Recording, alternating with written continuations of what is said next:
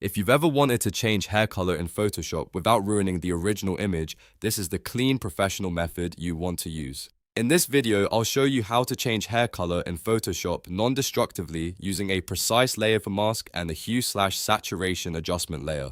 This is the same kind of workflow that gives you smooth results around fine strands, flyaways, and hairlines without permanently altering your image. And if this tutorial helps you out, make sure to hit like and subscribe for more Photoshop tips and quick editing guides. Let's jump right in. First, open your image in Photoshop and make sure you're working on the correct photo layer. The goal here is not to repaint the hair manually, but to give Photoshop a clean starting selection that it can refine for you. That's what makes this method so much better than trying to brush over everything by hand. Now grab the Lasso tool by pressing L on your keyboard. With the Lasso tool selected, draw a loose selection around the main body of the hair.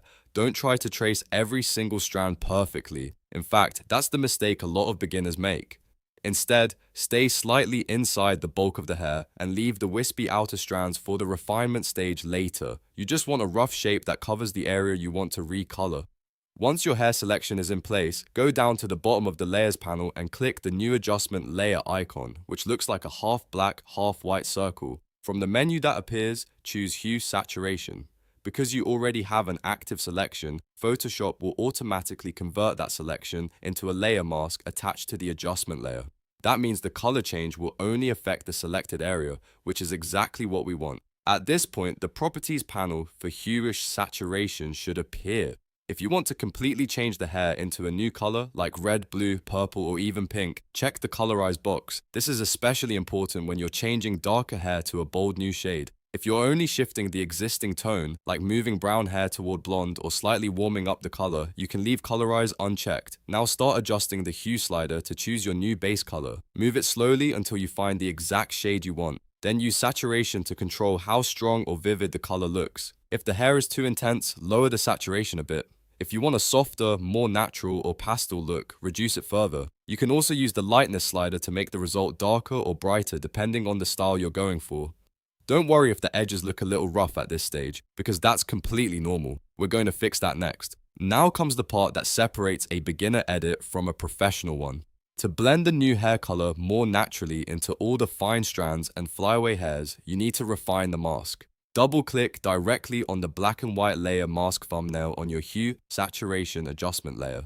This opens the Select and the Mask workspace, where Photoshop gives you much better control over detailed edges. Inside Select and the Mask, choose the Refine Edge Brush tool by pressing R on your keyboard. Set the brush to a medium size and keep the edge soft enough to work naturally with the hair texture.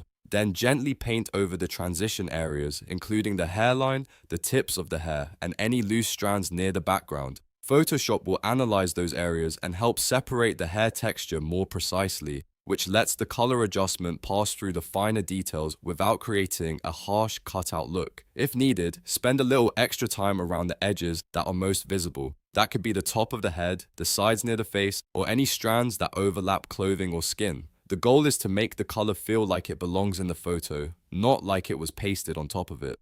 That subtle refinement is what gives the edit a realistic result. When you're happy with the mask refinement, look at the output settings on the right side and make sure output 2 is set to layer mask. Then click OK to apply the changes. At this point, your new hair color should be blended cleanly into the image while still keeping the original photo fully editable underneath. And that's the power of using a layer mask and hue saturation adjustment layer together in Photoshop. You get a non-destructive edit, full control over the color, and a much more polished finish than a simple paint over technique. If you want to change the hair again later, you can always come back and tweak the hue, saturation, or lightness sliders without starting over. If this Photoshop tutorial helped you, please hit the like button and subscribe for more beginner-friendly and professional editing tips. And if you want more quick Photoshop walkthroughs just like this one, make sure to keep an eye on the channel. Thanks for watching, and I'll see you in the next one.